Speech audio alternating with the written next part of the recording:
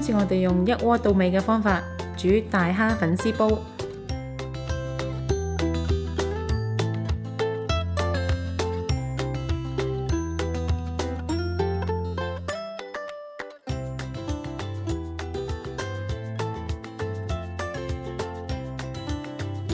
先用水將粉絲浸軟，瀝乾之後用鉸剪成段。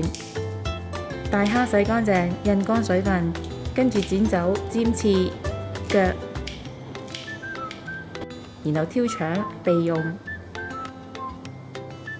喺350ml 水加入蠔油、生抽、米酒、麻油、胡椒粉、糖，撈勻做醬汁備用。加油喺鍋中，用中大火加熱，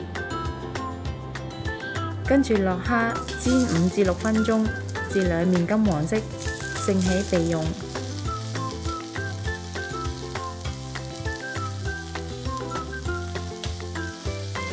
原鍋中再加油，用中火加熱後，落薑片、蒜蓉同埋蔥花爆香。倒入頭先已經溝好嘅醬汁，煮滾，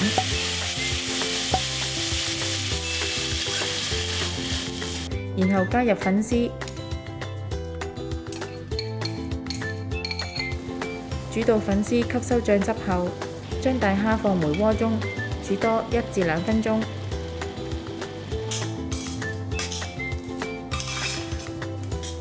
最後依個人喜好撒上芫茜，就可以趁熱享用啦。